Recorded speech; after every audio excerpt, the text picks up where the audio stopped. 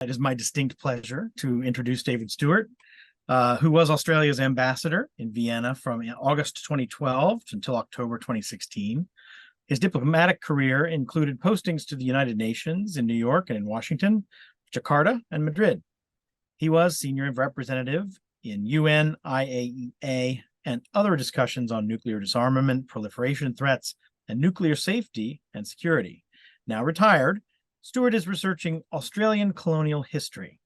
In 2019, he presented papers on the first U.S. pivot to the Pacific, American maritime contact with the Australian colonies, 1788 to 1818, at the Australian Historical Association Conference, and the American presence in Hobart Town at Hobart Whaling Conference, and has since published on American trade with the colonies in History Compass, and of course with us. I met David a few years ago. So thrilled to hear more about his research tonight, and I'm sure you will be very fascinated with it as well. Without further ado, David, please begin.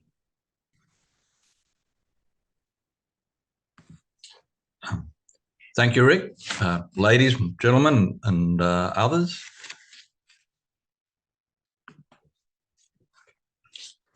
I'm very pleased to be here. My focus today is going to be the remarkable trade that Rhode Island developed in the last decade of the 18th century with the newly established British colony on the eastern coast of Australia. That was at the time still colloquially referred to as Botany Bay, although in fact the actual settlement was about 15 miles north of there in Sydney Harbour in Port Jackson, on the site of the modern city of Sydney. In July and August of 2019, I spent almost 6 weeks in the archives held by historical associations, museums and public libraries in New York, Massachusetts and Rhode Island, combing customs, shipping and business archives from 1790 until the 1840s to identify records of American contacts with the various colonies established by Britain in Australia. The 3 weeks devoted to research in the Rhode Island History Society's Hope Street Library and in the John Carter Brown Library of Brown University were especially productive. And that and other work in New Bedford and with the Peabody Essex Museum have informed 2 subsequent journal articles and some early chapters of my ongoing drafting for a book on American engagement with colonial Australia before the gold rush, which is a work in progress, but to mix cliches, somewhat down the track. I've been very pleased, and indeed it's an honour to be able to work with continue to work with the Rhode Island History Society, including in my contribution to the bridge last year. That looks like a very ambitious table of contents. It is, and I'm going to skip lightly over a number of areas, given time. There are quite a number of slides to show you. I don't use slides to talk directly off. I use them to illustrate my points. In a couple of cases, I'll go to the contents in more detail, but a number of them are historical documents. The intention is not that you read them, but that you sort of see the kind of material that is informing my work. So the story about the trade from Rhode Island to Australia, beginning only 4 years after the establishment of the British penal colony, is very much starts with the US-China trade, and that's the context for the whole of the period I'm discussing. The Treaty of Paris in September 1783 acknowledged the United States as an independent sovereign nation, but it also withdrew the privileges that had derived from colonial status. In particular, that included protection by the British Navy on the high seas, but it also included favourable provisions, including under the Navigation Acts, to treat trading vessels from New England arriving in British and colonial ports, notably in the British West Indies, as what were called British bottoms. So they had the same rights as people resident in England for trade purposes. And a lot of trade was built on those assumptions. So there was a major disruption to trading relationships that faced American merchants in the post-war period. They also faced very difficult economic circumstances, and they had every reason to begin considering alternative markets. The opportunity that came with these challenges was that they were no longer bound by restrictions on British subjects. And in a number of American Atlantic ports, this opportunity was seized with alacrity. China had been off limits to them because of the East India Company's monopoly on trade by British subjects in the Indian and Pacific Oceans, and you'll hear a fair bit about this because it's a key part of the story I'm telling. I won't go through the history of how China traded exclusively from Canton, but there was essentially a trading season open on the Pearl River from about November through till the following spring, and that's why you'll find a lot of this trade in Sydney taking place in the months, what are our winter months, what your midsummer. Hi, David. We had a request from viewers if you could present the slideshow in slideshow mode. Yes, sorry. Thank you so much. Okay, thank you. All right, so by 1784, when the first American trader arrived in Canton, the China trade and its most lucrative element, tea, was dominated by a small number of large state-backed trading companies, and the most powerful of which was the East India Company. However, US-China trade grew surprisingly quickly, and by November 1789, there were 15 ships standing at Whampoa, background of this picture, which is the outport for Canton near the mouth of the Pearl River. By 1800, over 100 American vessels had traded in Canton.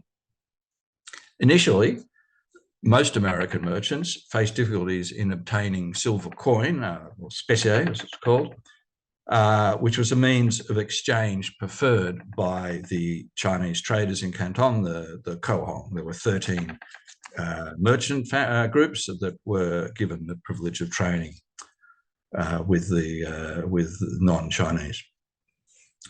The lack of Chinese demand for almost all the commodities that could be carried from American ports meant that the majority of ventures leaving the United States depended on some form of intermediate trade, that is trading along the route, to acquire coin, promissory bills that might be accepted in Canton, or commodities that the Chinese would buy or barter in exchange for their products. So the goods that were traded in this period profitably included spices from the East Indies, cotton goods picked up in India and taken to China, and particularly after 1820, opium. As such commodities became harder to acquire in the 1790s, many American traders relied on the skin trade, and in particular, very relevant to contact with the colony in the colony of New South Wales, established on the east coast of Australia. The fur seal skins became very important. So I put these slides up because there are a couple of things about that are quite distinctive about the Providence branch of the China trade. One is the way it was carried out, and come to Coleman's comments. But La Tourette, who had quite an influence on many of the people who were famous for writing about the Chinese trade, like the Ray Dulles and Putnam and Morrison in the case of the Massachusetts trade. They were very much influenced. La Tourette took a broader view than many of those historians. He looked across the trade, and he also explicitly used records such as the customs records that are held in most of the major port cities. And he identified patterns, including that the trade out of Rhode Island was actually quite significant. As you can see in the extract there, twice as many ventures from Rhode Island in the almost 50 years after, it's actually 1787 that the first ship left Providence to trade in Canton. And of that 68, about a quarter passed through Port Jackson, passed through the colony. The Coleman quote, which may well be familiar to you, it's interesting that the different characteristics of the Providence trader he's pithily identified are very much reflected in the contemporary comments, observations of colonists about dealing with the Americans. It's Coleman's a particularly useful writer. Now, I'm going to come to that map in a second, but I don't want to labour matters that many of you are familiar with, but you'll know that in the colonial period, the Narragansett Bay ports were active in the Atlantic trade, and most notoriously in the case of Newport, Bristol and Providence in the slave trade. And rum had become a major Rhode Island export by 1708. Coftry's writing will give you figures, but the export economy evolved over the 18th century. Merchants developed more industrial enterprises such as iron foundries, shipyards, candle making, as well as producing treated foodstuffs and spirits as a profitable product from the sugar and molasses trade. Now, also relevant to how trade developed with the penal colony was that the colony of Rhode Island also developed a specialisation in trading naval stores and other things used for building and maintaining vessels. This relied initially on locally produced pitch, tar and resin, but by the 1790s, the Rhode Island exporters were supplied through a vigorous trade with the Carolinas, as well as hemp brought from Virginia, and they were beginning to supply from sources such as the Baltic, as we'll come to. I had several days simply reviewing the Customs House records of cargoes imported into Providence in the 1790s to get a sense of the pattern of external trade developed in the decade before the turn of the century. And that was a very useful basis for a lot of the work I've since done. By 1790, of course, Providence had overtaken Newport as a major Narragansett Bay port and displaced it as the centre for distilling rum and other spirits, so that by 1798, 17 of the 28 distilleries in Rhode Island were in Providence. Now, at the point when John Brown first fixed on Port Jackson as a place to trade, Providence could claim a considerably larger fleet than New York. The Browns, of course, played a leading role in the trade of Rhode Island at this point, and they certainly played a leading role, as we'll see, in developing commerce with the colony of New South Wales. There were 4 brothers active in business by 1792, and it was John Brown who was most significant in the early period of Providence trade with China. He organised the first voyage by the General Washington to India and Canton. There were 3 ventures between 1797 and 1792. And then he developed different modes of trading in the Pacific, including sealskin cargoes, which we'll see in some examples below. But by the middle of the 1790s, his commercial career suffered a number of setbacks, and one in particular was the death of his son-in-law and partner, John Francis, who was from the very active Philadelphia trading Francis family.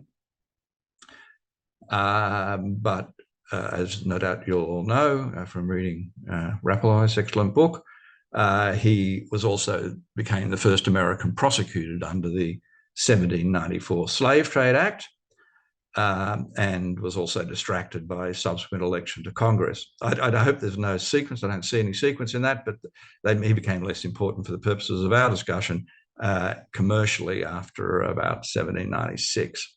One of his ships, one of his vessels rather, the Hope, was confiscated as a result of his prosecution, but that is not the Hope we're going to hear a lot about in this account.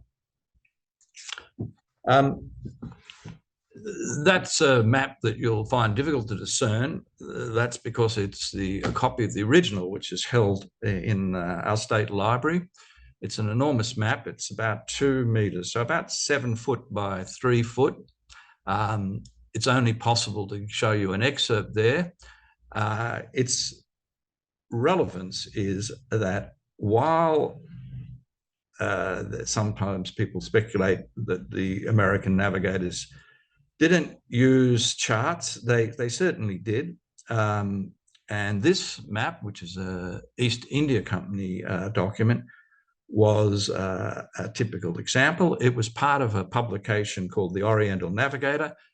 This version is from the first edition of the Oriental Navigator published in the United States. It was published in Philadelphia in 1800, although the publication had a longer history and it was being used considerably earlier than that. And it consists of charts and accounts given from recent navigation through the Indian and Pacific Ocean by French, British, and indeed American sea captains. The Eastern Passage, which involved passing the Cape of Good Hope and riding the Roaring Forties across the Southern Ocean and the Southern Indian Ocean, past Tasmania and up the eastern coast of Australia, and then up either through the South China Sea or around the eastern side of the island of Luzon in the Philippines, existed before the Americans used it to trade. It was used by the East India Company very occasionally. The great majority of American China traders traded through India and the Straits of the East Indies. There were advantages in using the Eastern Passage. One is it was fast because the Roaring Forties, if you could survive the voyage, was a conveyor belt for moving around the Southern Hemisphere. And in certain times of the year, it would avoid the typhoon season in Southeast Asia. And it also became important because the threat of piracy, of raiding by French corsairs and by Malaysian pirates grew stronger as the trade grew. We're going to see that too. So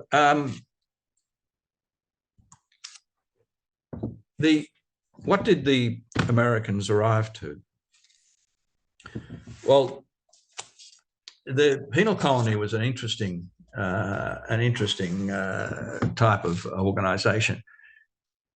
The British idea was they'd send off members of the criminal class who probably would have otherwise been executed to such a distant destination that they would never return. They weren't totally inhumane. Their idea was they'd be able to rehabilitate and make a life, but they did not wish to create a colony which might replicate the example of the North American colonies and become commercially, economically strong and ultimately rebel against the king. So the colony was, as you can see from the excellent book written by Grace Karskens a decade ago, it was set up to be a subsistence society. It was deliberately designed not to have an active external economy. The settlers, free or convicts, were barred from building any vessels. There's explicit instruction to governors not to allow any vessel over 14 foot long to be built, for fear that the convicts would use these to escape, perhaps to China, who knows. That's not what happened in practice, and this story will tell a lot of that. The British also rather signally failed to send people with farming skills. There were a few, but it almost seems that that was by accident.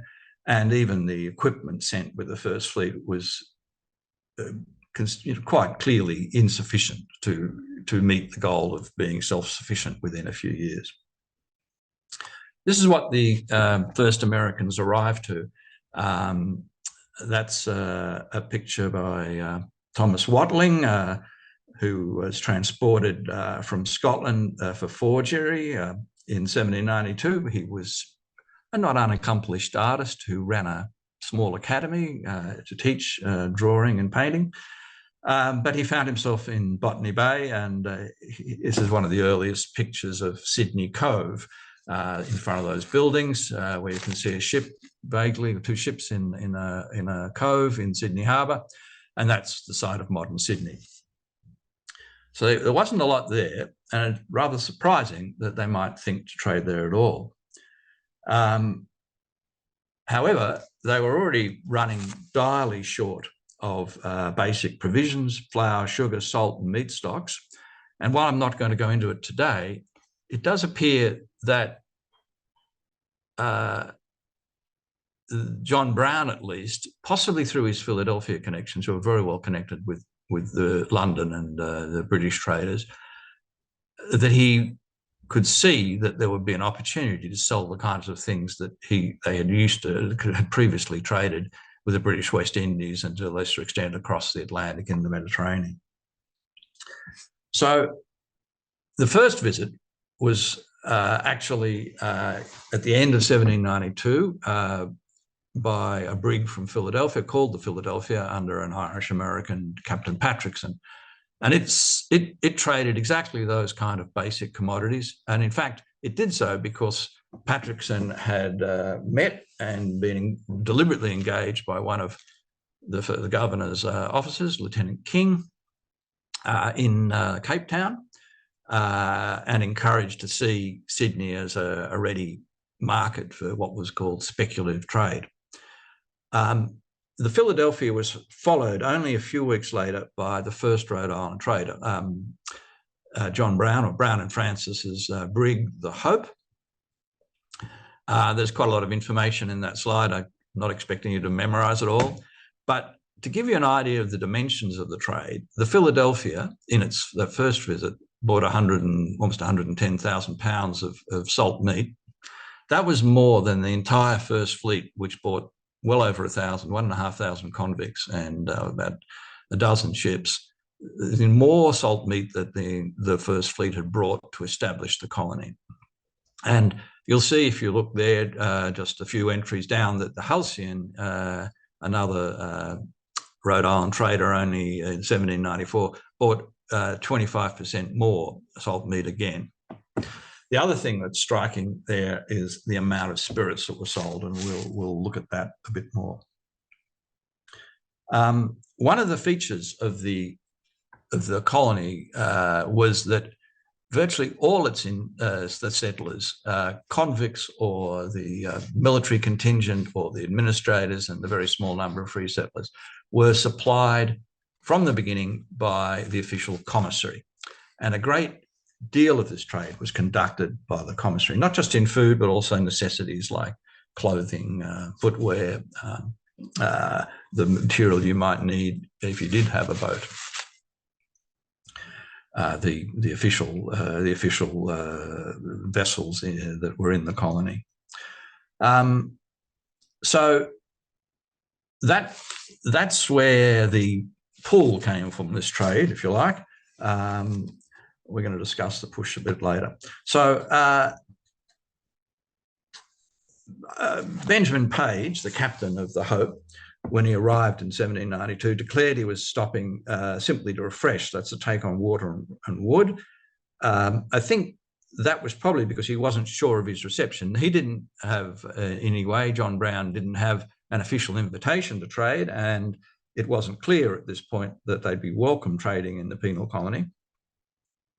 But the timing was very good. There was a new lieutenant governor who was also the commander of the New South Wales Corps, who'd replaced the Marines as the military contingent. And he, Major Gross, was willing to pay well to augment the colony's supplies. He was worried about the dearth of basic stocks in the commissary. And Page insisted that he buy the very large quantities, 7,600 gallons of rum, as a condition of buying provisions. So Gross did that, and in fact, he was quite pleased to allow the officers under his command to trade separately with the Americans, and that began pretty much 10 years of substantial commerce.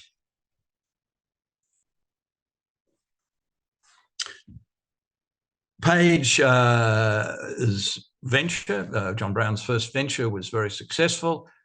He sent the Hope back virtually immediately, and Page, who'd fallen out, Benjamin Page was actually a nephew of John Brown. Brown's wife, Alice Smith, was the sister of Benjamin Page's mother. But Page had, for whatever reason, and John Brown had fallen out, and Page got new backers, another major firm, Clark and Nightingale, as well as the former clerk with the Brown family, William McGee. And with McGee as supercargo, Page returned in the middle of 1794. There's an interesting side story which you can read about in some of my articles about Page being very keen to beat his uncle to the market, and there's an excellent and quite detailed, or relatively detailed, account in the main chronicle of the early days of the colony, which was written by the governor's secretary, David Collins. But just moving along, those tables are not intended, as I say, to be memorized. You will find them. They both appear. The first one was from the presentation I did in 2019, and there are a couple of small mistakes in it, but it gives you an idea. I certainly can update, and it's very selective. But the second one, which was from the History Compass article published in 2020, is very much more researched, and I now have a pretty comprehensive idea of the extent of the trade with Americans in that decade. The way I would summarize it is that the initial cargoes seem to have clearly been planned to include the basic commodities which the colonial commissary would buy. These products, things like salt meat, did not have a ready market in China. So it seems pretty clear that it was a strategic choice to aim to trade with these in the penal colony. And there was also some confidence that this would improve each venture's trading prospects in Canton. The payments for selling provisions, as you can see from the first of those tables, very much supplemented by selling often thousands of gallons of spirits in particular, but also wine. And in David Collins' terms, these were sold to, quote, individuals, unquote, which was his euphemism for the New South Wales Corps trade officers who would buy individually or form trading rings to purchase tobacco and liquor. The officers did that because they could sell it on within the colony and did become very wealthy. The cargoes very quickly evolved to include other basic items like broadcloth calicos, shoes, tools, and marine stores. By the end of the decade, larger ships were being sent. So you see ships like the Grand Turk, then the John Jay and the Arthur, and they had a wider variety of goods which were sold, as well as taking the large quantities of basic commodities. And the final and perhaps most important point that I'd make is this trade was, in my mind, only made possible by the opportunity to sell goods at profitable margins for bills of payment backed by the British government. Now, why did that matter? It's because when they got to Canton, the small number of buyers on the Chinese side, this Chinese monopsony, the Cohong, were, as everyone was at that period, very careful about promissory notes. Promissory notes were typically accepted with a negotiated discount, which could be up to 40 or 50% of the face value of the purchase. So you could be paid £2,000 in a promissory note for a transaction, attempt to exchange the note and find that you're only going to get £1,000 worth. That was very typical. The Hong were very tough on this, but the one form of paper money, the one form that they accepted with alacrity this period, slightly less in the following decade, but in the 1790s, the Hong would accept on face value British bills of treasury because they were safe, a bit like taking the US dollar in most parts of the world today. But also they were dealing a lot with the East India Company. They could readily use good British paper to do business with them, and they also had representation in Britain and elsewhere. So they were that form of payment was in effect what some globalization writers talk about in the century as silver substitution. It was how the Providence traders found a form of silver substitution until the time they were able to carry very large amounts of silver coin. So I'm going to skip through the section on evolution. You've seen some of the ships. I find it really quite extraordinary that the Grand Turk, although it's not the Grand Turk of Derby and Salem, it was a ship built by the Perkins brothers, I believe, in Boston in 1794. But it is very much part of the Providence story because its supercargo was William Magee. Almost all its backers were Providence merchants like Clark, John Innes Clark and Joseph Nightingale, but other names familiar at the time. I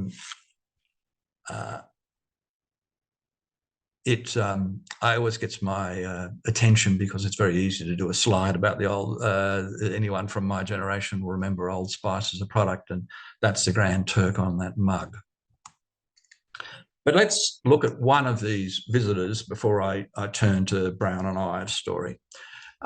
This is a very, what we would call in our Australian way, a colourful racing character, which is sort of our way of referring to people who maybe make a lot of money gambling on the track or the races or something not illegal but dubious.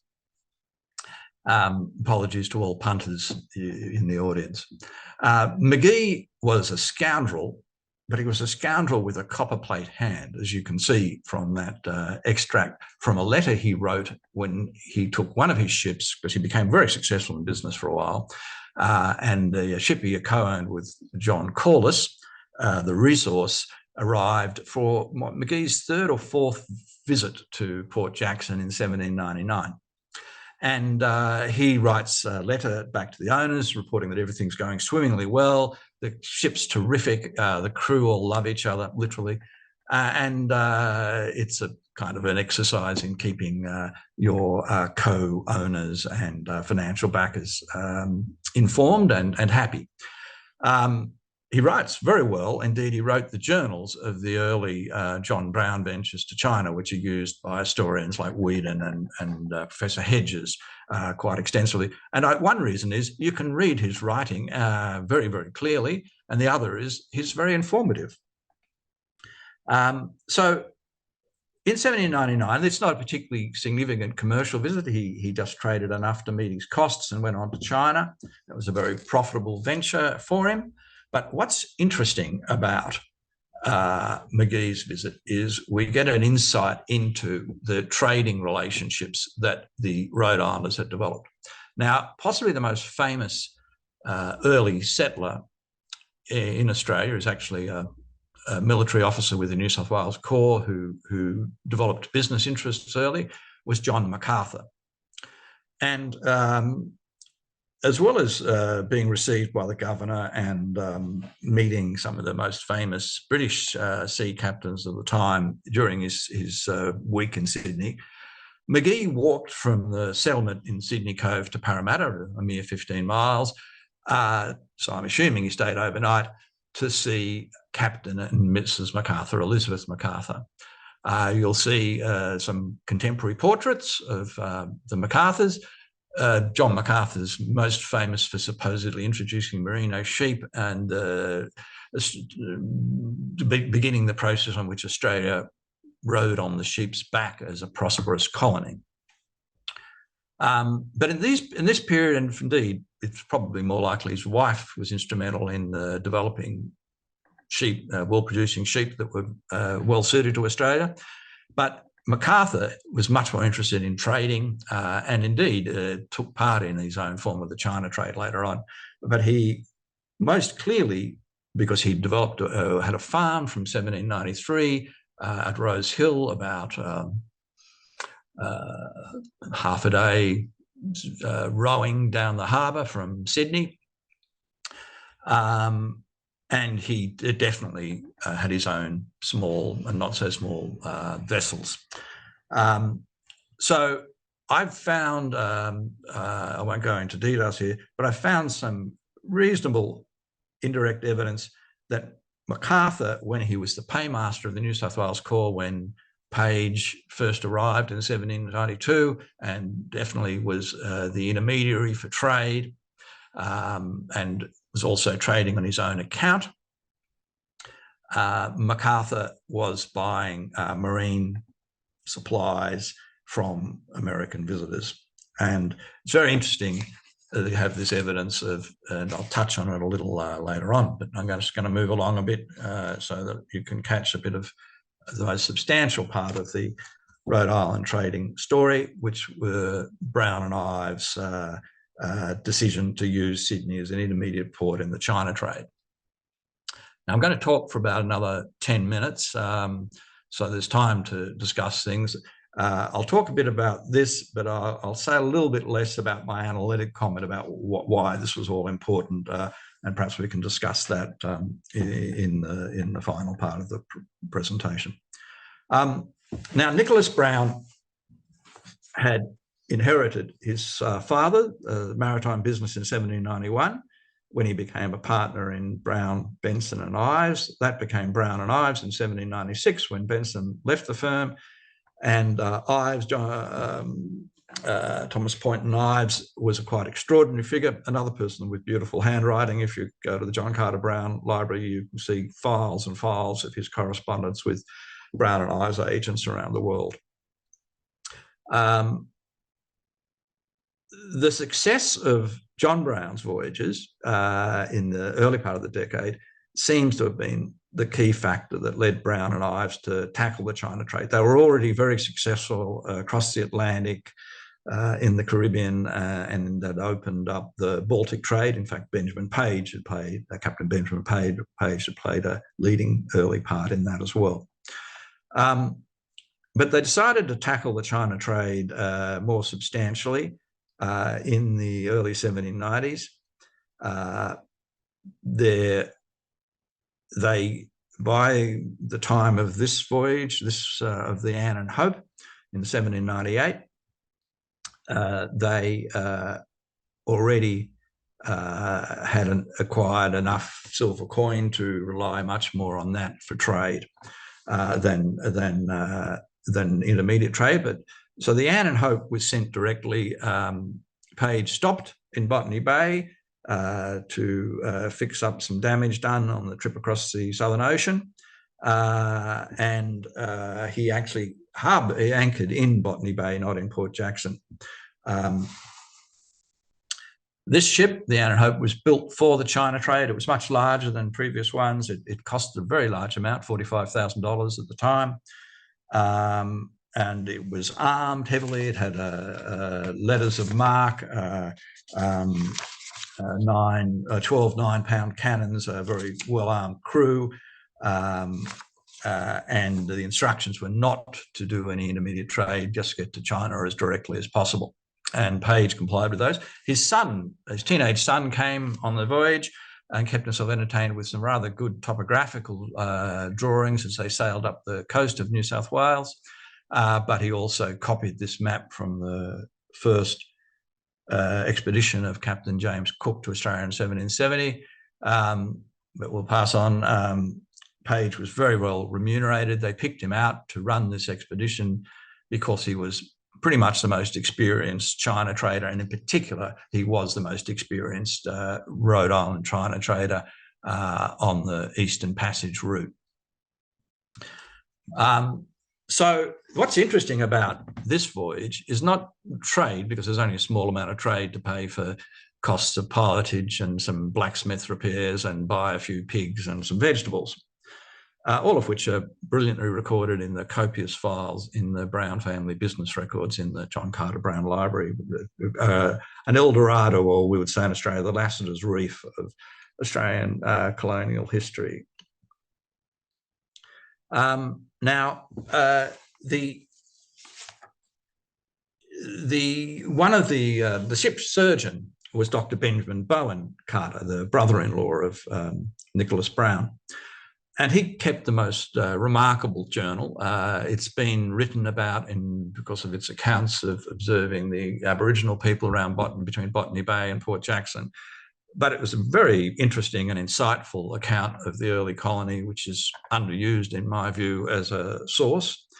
But he also describes a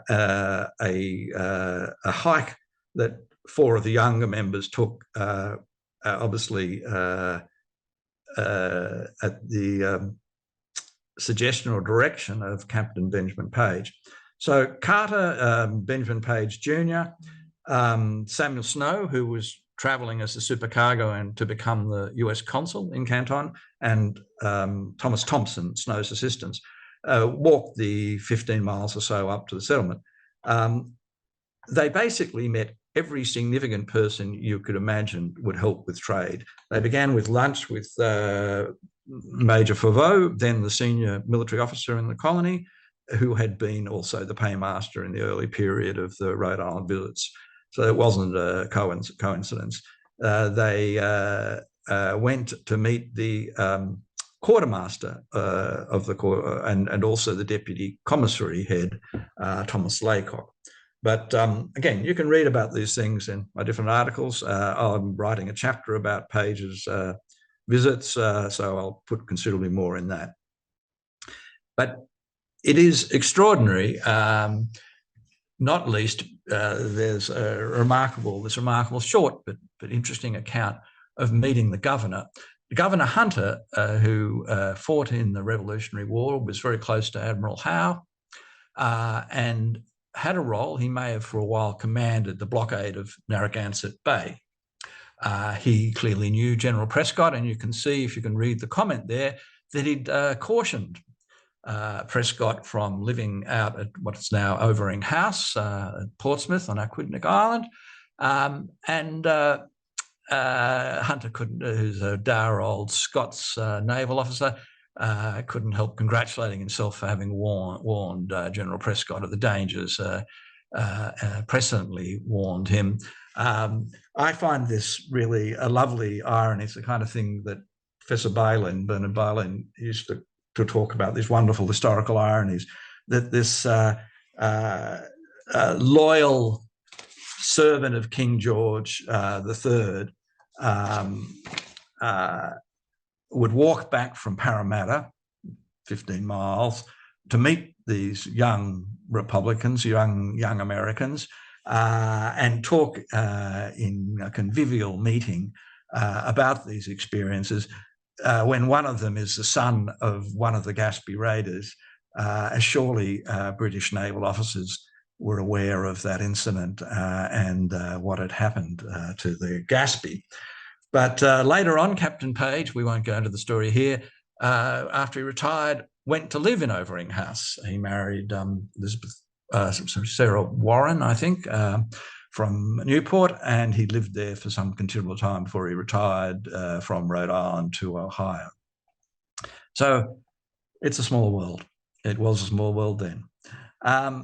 The Ann and Hope's also important because it marked a strategic change in direction for Brown and Ives, and it was a change that led it, the next two visits, the next two ships they sent through Port Jackson traded a very considerable amount. I've got some documents here. I've transcribed that one. The instructions, you'll see in the instructions how much that Ives is insisting on them trading to be paid in bills on London, Canton or London.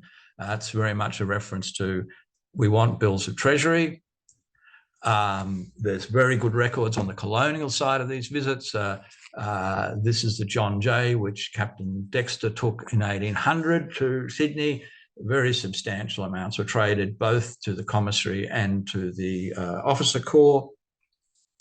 The returns from these trade, which were featured in the table I showed you before, were something like £5,000 to £7,000 in treasury bills, and then an unknown amount more in bills of payment from the officer traders. That translated into figures like $30,000 plus to use in trade in China. In the case of the Arthur, which one of the Captain Jenkins, Scott Jenkins, took to Port Jackson in July 1802. There is the record of bills of treasury, which Jenkins has sent to the owners of the ship, to Brown and Ives and the other backers of that venture. They're almost £7,000. The rate of exchange in those days, that was about $30,000, which would have very much covered at least the outfitting of most of those vessels. Given the margins, which I've also studied, the difference between what they paid to load their cargoes and what they sold them for, that was a very substantial return in itself, and it constituted, especially in the case of the second visit, a very significant proportion of what was used to trade for some of the biggest cargoes that came back to Narragansett Bay, and indeed came back to the United States from China. And it propelled, as Professor Hedges has written about, it propelled Brown and Ives into the top 5 traders, US traders in China, along with people like Astor, the Jenkins brothers in Boston, Francis and Willing, and Gerard, the big Philadelphia firms. And that, as you no doubt are very well aware, was a significant step towards later the industrial investment and development of Rhode Island. But they're very interesting documents. I really put you up to sort of show you the wealth of material I was able to identify, and very much hope I can come back and work on further in the future. This is another interesting document. Just very briefly, one of the major reasons for propelling the trade, the push factor, was what to do about selling the very large amounts of rum and other spirits that the Browns and virtually all the traders that I've mentioned, Clark and Nightingale, had distilleries. And by the early 1790s, the prospects for that industry were looking pretty vexed. Not only had many of the traditional markets, like the British West Indies or the transatlantic market, been disrupted or blocked, but the domestic, there was much more domestic competition, and that was complicated by the whiskey tax introduced in passed in Congress in the early 1790s. But the offset, the whiskey tax, the negotiation from the advocacy of the New England states, essentially in New York, produced an offset. For every gallon that you exported, you would not face a tax on domestic production of your spirits. And if you were making rum from molasses, because that was imported, you got an extra 3 cents in the gallon back. So that became an enormous incentive. And it's quite apparent the amounts of alcohol, of especially spirits, imported from the American ships was quite remarkable. The New South Wales Corps is known historically to Australians colloquially as the Rum Corps. And essentially a large part of the answer to the question of who brought the rum for the Rum Corps is this trade. Not just out of Rhode Island, but that was clearly, Rhode Island was the leader in that. This document's interesting because it actually appears to have been pre-prepared for Captain Dexter to take with him, and it anticipated trading with these individuals, Thomas Laycock and Robert Campbell. They're not that if you pick two people you would want to trade in Port Jackson, it would have been the quartermaster, Thomas Laycock, and the leading civilian merchant, who the first merchants to establish from Bengal in Sydney, from the British India, were the Campbell family. So the amounts are interesting, but particularly interesting is that these documents, and I found several of them on file, they were used to, when on return, to show the customs officials that this export had taken place. And in all the letters of instruction I've seen involving the Sydney trade, you find owners urging their sea masters, they want these certificates used and brought back intact. All right, we're nearing the end of the story. The British did actually realise that the Americans were doing very well and started to agitate about the restrictions that had been imposed by the East India Company on their own trade. So here are two leading whaling but also commercial merchants, the Enderby and the Champion family, formally complaining to the head of the Board of Trade about the amount of money the Americans are making with this trade. And a lovely picture by Thomas Watling from 1800. So you can see how much the colony has progressed in these 8 years of contact with the Americans.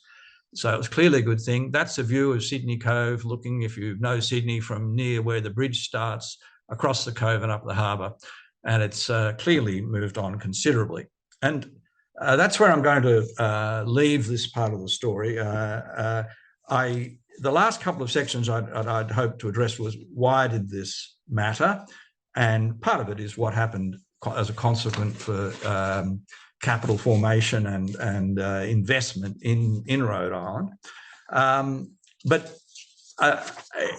there are many ways in which this Sydney trade was significant in the China trade. I've sketched in the Gaspy article I wrote last year for the Bridge the idea that this is something that evolved over generations, and the similar community was formed of trading with certain attributes such as those we've seen Mr. Coleman identify, risk-taking, a very interesting kind of collapsing and a single-minded pursuit of personal, family and broader civil community interests, and epitomised by John Brown. I've also written a little bit about the role that this fitted into. James Fichter writes very well in the book So Great a Prophet about how the nature, how the sort of extension of Atlantic commerce influenced the Pacific. And one of the factors was the way the dominance of the large state-based companies like the East India Company was undermined by this extraordinary trade that grew in the decades after 1790. And Sydney is very much a part of that.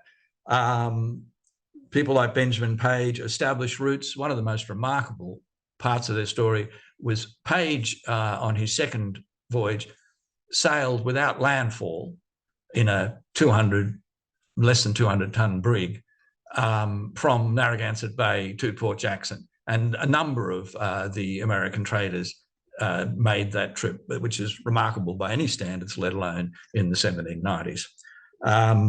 They were very good mariners, as the colonists recognised. As David Collins really was in awe of both the organisation, but also the sense of economy in their economic mission. They were going to go directly. A good trip was a fast trip.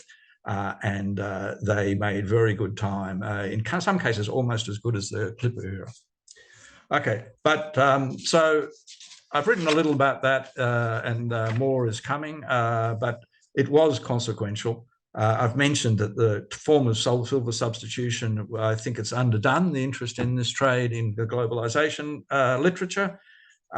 It's also a very interesting insight into the mixture between competition and cooperation in Anglo-American relations in the period. And finally, it was consequential for the colony. This exposure to a very rugged model of free trade, of risk-taking, trading on the edges of the law, perhaps not against it, but certainly I myself believe that it did influence the way a trading community emerged in the colony. The colony was supposed to be a penal colony in which convicts rehabilitated and became small farmers.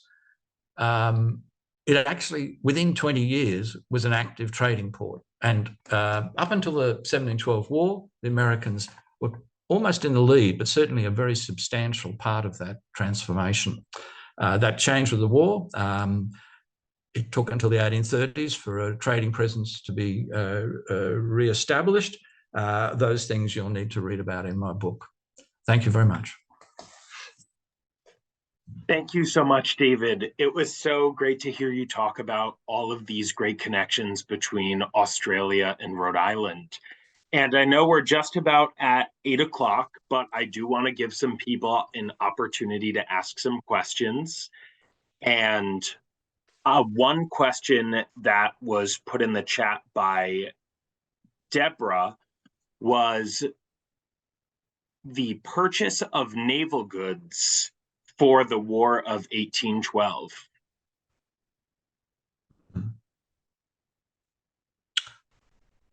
What's the question, please? I think the question is, Deborah, if you are in the call and would like to mention or add some further context, the question that was written was the purchase of naval goods for the War of 1812, like were naval... No. Okay. No.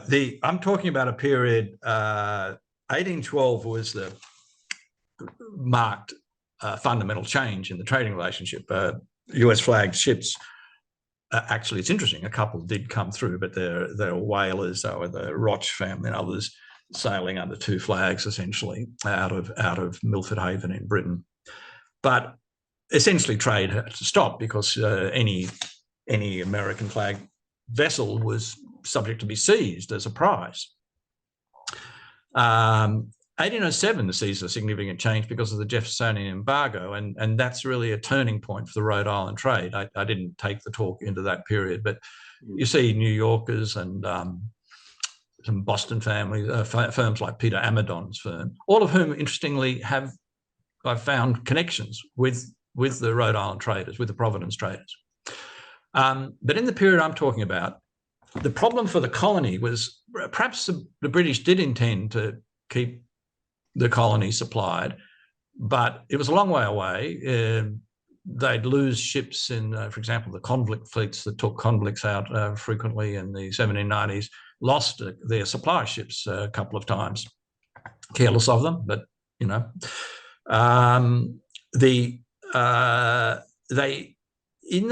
by about 1796, Britain was at war with France, at first bilaterally, and then France had Spain and the Dutch and others helping them.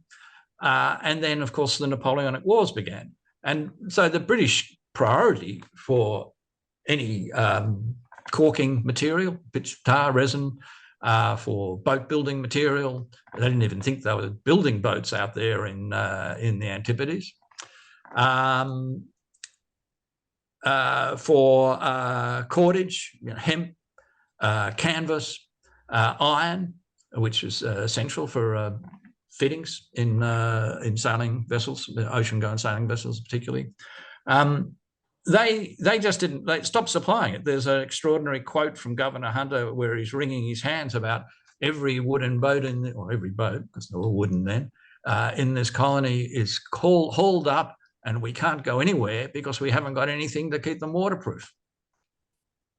So the governors just became pragmatic. They disregarded, they told London effusively, the slide about the Old Spice is intended by me as a way of showing, as a former bureaucrat, that you could write a letter being very correct and protecting your backside, but really what you're doing is making sure that they know that you've traded with a ship called the Grand Turk, because they would have remembered what the Grand Turk did to them in the Revolutionary War. These were naval officers, almost all of whom were veterans of that war. So you would make sure that you didn't get into trouble when you returned for having traded, bought a great deal. But they bought things that were essential. So they just were pragmatic, as they were about the supposed restrictions on the colonists building boats. So naval supplies are interesting. And I'm going to ferret more into what I can find here. Great. Thank you. And I did see someone in the call. Yes, Richard raised his hand and unmuted. Richard, do you have a question for David? Yes. Thank you, Mr. Stuart. Well done, you. And whetted the appetite here for much more. I wonder if you could recount again, just briefly. I think I probably got it at least partly wrong. The son of one of the Gaspé raiders of the pre-American Revolutionary period in Australia, early 19th century, making a point of meeting up with a British colonial official.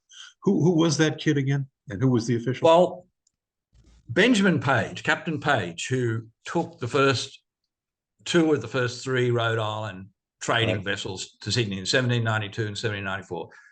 The Hope, John Brown's brig, in 1792, left in January 1793 to go to China, and then the Halcyon, which was backed by Clark and Nightingale. Page was actually a co-owner with William Magee of the Halcyon. That Benjamin Page is a very interesting figure. He's the one of the people who I'm concentrating on in my book. He'd been a revolutionary hero. Well, he was very active in the Continental Navy, rose through the ranks, became a captain of a raider, in effect. He, as a 19-year-old, he knew John Brown, of course, because he was his uncle. And there were many, the family connections in Providence in that period are really quite tight. He went off probably in Commodore Whipple's boat, because he knew the Whipples very well, even better than the Browns. And he was one of the young party, and he was one of the 3 or 4 survivors who marched with a banner on the 4th of July for the anniversary in 1822, I think, of the Gaspé incident. And that was recorded. So we can place him very confidently as a Gaspé raider. But he after the War. He became one of John Brown's captains. I've written about that a bit. Rick Ring will remember I actually submitted a longer version of Page's interesting career in my first go at the first submission, but we changed that. I'm quite glad we did, but I'll be writing about Page's history in more detail. So there he was. He was a Gaspee raider, but he stayed on his ship in Botany Bay, stepping the sails and just supervising different things. He was already almost 50 by the time they got in 1798. His teenage son, who was 15 or 16, also called Benjamin Page, was one of the group of 4 who walked. It is quite a long walk. I live almost in the middle of this walk right now, very near the farm where they had lunch with Major Foveaux. They walked up to the settlement in Sydney Cove, and the governor walked from Parramatta, about the same distance inland, to meet them. Governor Hunter. And Hunter had been a reasonably senior naval officer in the British forces conducting the blockade in Narragansett Bay. And he knew Rhode Island. In the quote that I put up briefly, they talk about Narragansett Bay. He was quite familiar with it. And he knew General Prescott, and he told them the story that he'd warned Prescott not to go living out there. It's too far away. You'll be at risk. So he, like any good old Dow Scott, I might possibly partly qualify for that. You like to feel that you were right and tell people about it afterwards. So that's the story. It's a nice connection, and the fact that Benjamin Page, the captain, senior, who was extraordinarily well paid. I can't believe it. I go back and read Kenny's article in the Rhode Island History Journal about the Anne and Hope, and you'll see he sets out his remuneration. And it was either Kenny got it wrong, which is unlikely. He was a good historian. It is extraordinary. They went to a lot of trouble. Brown and I went to a lot of trouble to get Page because they knew he was the best. It's a bit like the America's Cup when you used to host it there in Narragansett in Newport. You went all over the country trying to find the best yachting captains. Well, I suspect it was Mr. Ives as much as Nicholas Brown. He went off looking for the best man for the job, and they paid him extraordinarily well, and he retired immediately after the voyage and set up his own business, which unfortunately he became a victim of William McGee's excessive appetite for risk. I don't know how much you know about William McGee there. I probably should be writing about him, but he's part of the story of involvement in slavery.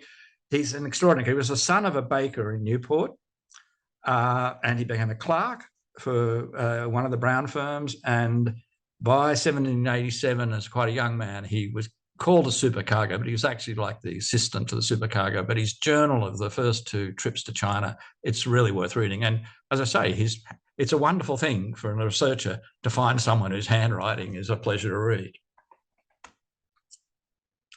I'm very happy, Richard, if they can give you my email if you want me to engage me on these things. I can probably give you some more information. I actually am working with the cousin of one of the last of one of the Pages ended up in Australia in the gold rush, and unfortunately that descendant just passed away. But her cousin has been collecting information. He's a former naval advisor, and so we've got quite a lot of really interesting material. Sure, I'd appreciate that. Yeah, Sonia, but as Rick or Connor can help you with the contact if you want to follow that up. Thank you so much, David. We want to be respectful of your time, so we're going to wrap up. Thank you, everyone, for joining us again this evening. It was lovely to have you for this excellent talk, and I hope you enjoy the rest of your evening. Thank you so much.